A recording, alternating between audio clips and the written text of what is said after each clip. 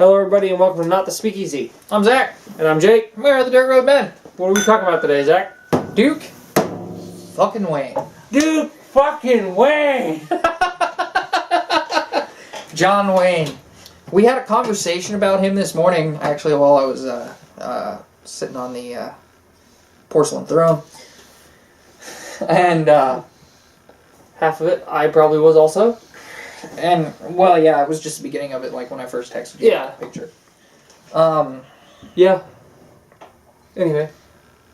And we just thought, you know what, we should talk about him. We've talked about guys that, like, represented real dirt road men to us before, and I think we've mentioned John Wayne there, and I know we talked a lot about him in the Duke review. But John Wayne, title of this video is John Wayne, the original dirt road man. And I like it. yeah, I would agree with that. And I've always liked Clint Eastwood better, and I think it's just because the style of his films is a lot grittier. Yeah. In most of the ones I've seen anyway. However, particularly with what you told me about John Wayne today, but a lot more about what I've seen about them in their individual lives outside of acting, I think, and there's nothing against Clint Eastwood, because I really like Clint Eastwood and his life outside and everything else as well. John Wayne's probably the cooler guy.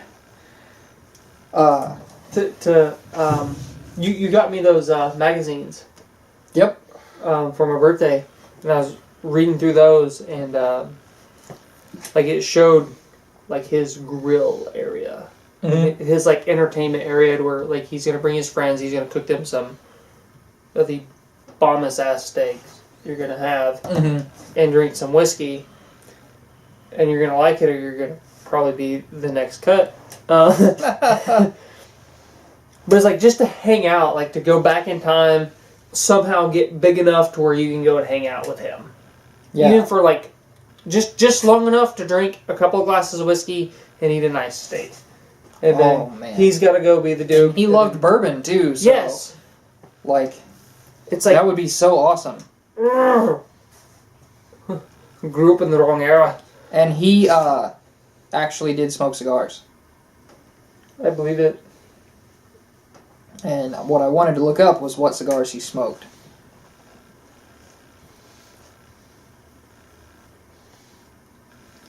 So,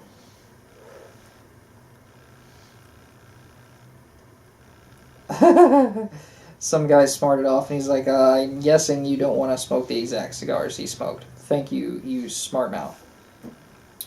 No, I do. A lot of the ones he used in movies were like cheapo cigars you could buy at a gas station, like Backwoods or something.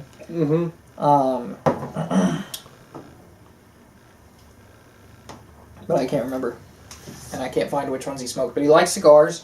He smoked small cigars like Backwoods and Grenadiers in his movies, and he was a lover of bourbon, but. I suppose we should give you some background on him. He was born in Iowa. He grew up in SoCal, and his name was what? His real name. His birth name was Marion Robert Morrison, and I've seen Marion Mitchell Morrison as maybe that was like an early stage name or something, and then just for the stage.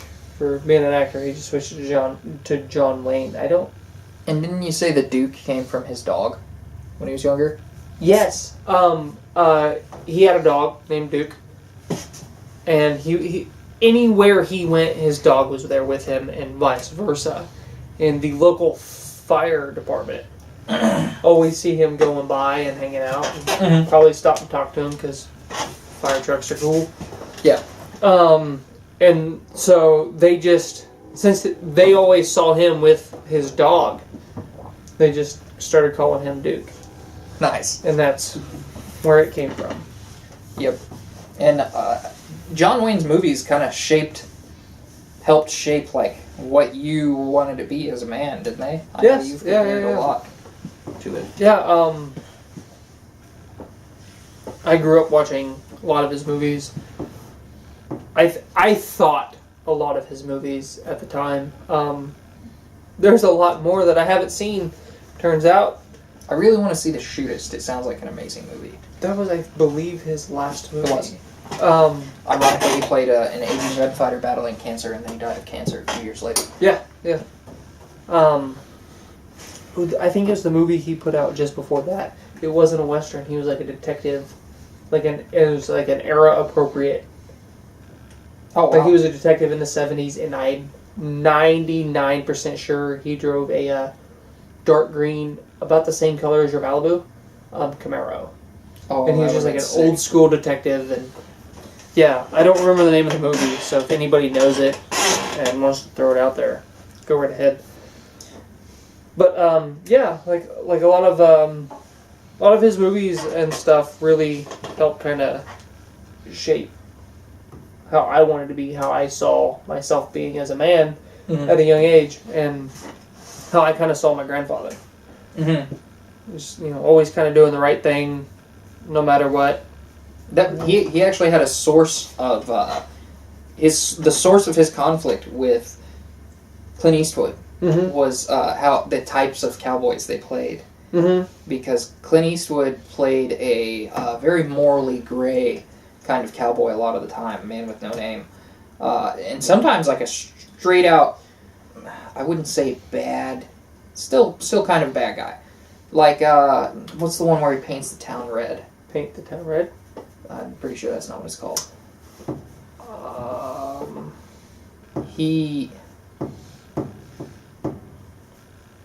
I mean, I could be wrong, but I'm pretty sure it's something else. It's not Pale Rider. Anyway, the Duke didn't like that. High Plains Drifter. High Plains Drifter. That's it. My bad. The Duke didn't like that movie in particular, and he didn't like that Clint Eastwood would shoot people in the back, because he's like, I don't care what the circumstance is, I want to shoot a man facing me. And they asked him to shoot a guy in the back in a movie, and he was like, no, I'm not playing that character. They were like, well, Clint Eastwood would do it, and he's like, then get Clint Eastwood for this movie, I'm not doing it. And you're really bad about ashing this cigar. I didn't realize that it got to an ashing stage. And they ended up getting along later in life. But early in Clint Eastwood's career, that's kind of how he felt, was he didn't like that, because he refused to play somebody that he didn't see as... If he was playing somebody that was supposed to be the hero of a film, they had to act like the type of hero he saw. Yeah, and when you think of when I think of like a cowboy, like back in those days, movie-esque cowboy, they were kind of each side of like the same coin.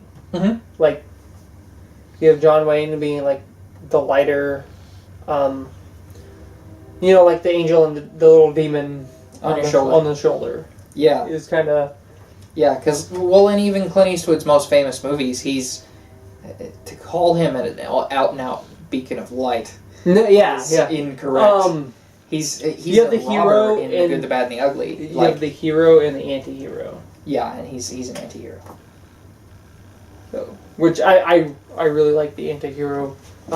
My favorite Marvel character is the Punisher. Yeah. And my favorite DC character is Superman. So yeah, it's a very similar dichotomy. Yeah, the duality of man, if you will. Yeah. But see, they're both sort of heroic characters, and that's good. And I think that shows a better moral center. But yeah, I think. Now, I haven't seen a lot of John Wayne's movies. I've seen probably a half dozen. I like True Grit, but I saw Jeff Bridges' True Grit before I saw John Wayne's, and so it made me like that True Grit better. Yeah. Now, Hondo though. Hondo is an excellent family-centered movie. he throws the little boy into the water because the boy says he can't swim, and then the mom comes up. Oh, he can't swim. He can't swim. You have to save him. He's like, well, then go in and get him. Well, I can't swim either. So he looks at the mom like, get ready to throw her in, and she's just like, oh no. She turns around and takes off running. Yeah, it's like my romantic idea of a family is him with that family in that movie, and how it kind of ends up for them. Because he kind of comes in and saves her from this like garbage relationship that she's in, and saves her from the Indians in the movie, who are not super happy with her living there. Yeah, because they want their land. Yeah, and I think he did a really good job as a cultural icon of representing a lot of what we think are good men. And I didn't see a lot of his movies. I picked these values up kind of along the way from different places, and some of them came from you, so some of them were kind of by association. But I really think he did a good job in his characters of embodying the type of man I would like to be, and the type of man I would like my son to grow up to be. And the story that got us on this subject was epic, and it shows that the kind of man he was in his personal life is also the kind of man I would like to be. First off, I'd just like to be important enough that Joseph Stalin would decide to try to assassinate me. Because Stalin actually liked his movies, apparently, but he was staunchly anti-communist. Yeah, there was a famous screenwriter, Andy Warhol. No, he was a painter. Woody Allen, I think. He's a director, isn't he? Yeah, okay. So Woody Allen, he almost completely ran Woody Allen out of Hollywood. I believe Woody Allen out of Hollywood. Because he was a communist. Like, he got, like, blacklisted. Yeah, well, and there was McCarthyism back then, too, and it was like if they found out you were any kind of communist-leaning guy, out. But the Duke was, like, one of the bigger driving forces behind all that. And, like, dude was, like, writing plays, like, tucked away in his bathtub, like, writing movies. And then he would give them to somebody else who, he'd give them to like, his assistant or something who nobody knew was his assistant to take to, like, Warner Brothers. And that's how his movies were still getting put out. And he was still getting the money. It's just nobody knew that's who they were actually going to. Yeah. Which, I mean, don't be a commie. Yeah.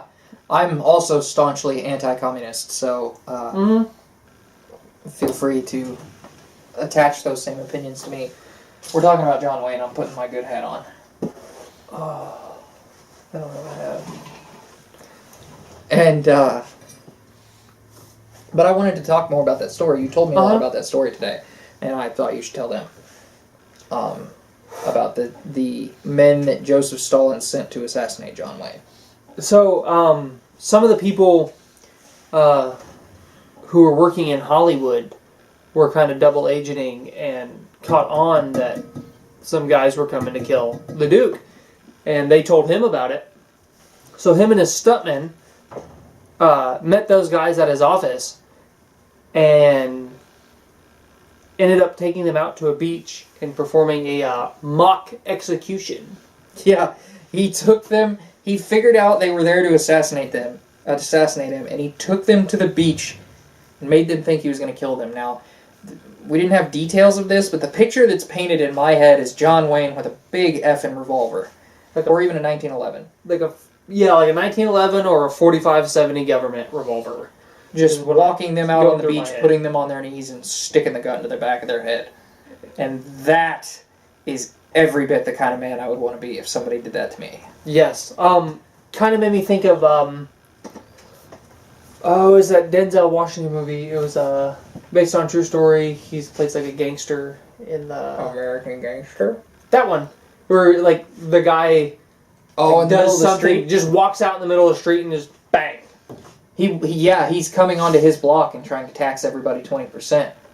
And he's like, what are you doing? First off, this is mine. And second off, Bumpy, the other guy, didn't even take 20%. The guy that he used to be the driver for. Yeah. The guy's like, well, I'm new and I take 20%. And he pulls his gun and the guy's like, what are you going to do? Shoot me right here in the middle of the street? Bang! Yep. Drops him, puts 20% of the cash he had on him back in the glass, pockets the rest, goes back in and finishes his fucking breakfast. And I think if John Wayne was a gangster instead of an actor, That's the kind of gangster he would have been. Fair. Yeah. But hard. Firm but fair. Yeah. Crowder actually talked about this, I think, in a recent episode where he's talking about, like, the type of man you want to see and the type of man a woman wants. Maybe. And this was from his perspective. Maybe he talked to his wife. I don't know. Was someone that was firm in his principles and firm with his enemies and soft and loving with his wife. So the kind of guy that would go out and, would punch a guy for insulting his wife, but would come home and, like, buy his wife flowers or even write her a poem. Makes me think of Mice and Men. Mm-hmm. The little guy who Lenny crushed his hand. Oh, man, yeah. The guy was like a royal dickhead. And, but he wore a glove full of Vaseline to keep it soft for his wife. Mm-hmm. Just one glove because he still had to work, but he had one hand that was soft for his wife. Mm-hmm. And I bet that was for some kind of symbolism there. Yeah. And then Lenny crushed it. Like squeezing a banana. Or if you've got the hand strength, you can crush an apple. Yeah. I've done it once or twice. Yeah. So cool. It really speaks to that. And a part that you texted me, or maybe I looked up that you didn't mention there, is the two guys that came to assassinate him ended up working as double agents for the FBI. Yeah. That little come to Jesus moment they had on the beach, yes, flipped them. that happens a lot between, like, if you're doing something that's going to catch the FBI's attention like that, or, like, Catch Me If You Can. Yeah, what was his name? DiCaprio, but I don't remember the guy's real name, but DiCaprio played him. I think it was Jerry or Richard. I don't know. Anyway, he ended up working for the FBI. Yeah, he was so good at check fraud and stuff that he ended up helping the FBI catch people doing it. And now, like, you can get, like, super secure checks, like, even through your bank, like, just your personal checks. Mm-hmm. He designs those. Yeah. Like, he's still active. Still? Yeah. Or he was years ago? I saw a thing that was... I saw a speech that he was giving that was, like, last year. I think he might have been getting ready to retire, but... P.S. Pale Rider is my favorite Clint Eastwood movie. It's epic. That probably would tick a lot of people off that like The Good, the Bad, and the Ugly. And my kids love the theme from The Good, the Bad, and the Ugly. But I actually liked... Frank. I think it was the second movie. Frank. Better. Abagnale Jr. Okay, yeah. Frank. That's alright. Because there was a... the name of the skeleton on our door as opposed to Steve. There's another Frank guy who ended up working for the American FBI. Maybe the Canadian version. Anyway, he counterfeited like $5 million US dollars. Mm-hmm. Perfectly, like the newer US dollars. Mm-hmm. And they found him, and they were like, "Look, we won't extradite you, but you have to give us the money." So he gave them all $2.5 million that he counterfeited. And then he went on to work for somebody's FBI type structure. I think he may have went ahead and went down here and told them, "Look, here's the rest of it." Yeah. I don't remember his last name. His name was Frank, though. Yep. So, I suppose we should kind of wrap this up, but I thought that would be a cool story to tell about the Duke and I thought we could take some time to talk about him, and maybe in the future we'll take some time to talk about some other guys that we really think are exemplary men. And if you're a kid that grew up like I did, or even like he did, and you need good role models for like morals and values, because my dad was there, but my dad wasn't really present as a father figure until my mid to late teen years. I mean, he was in my very, very young years until I was like 6, 7-ish. Somewhere around there. Maybe up to 9. And then he was kind of gone from the situation even when he was around for a while.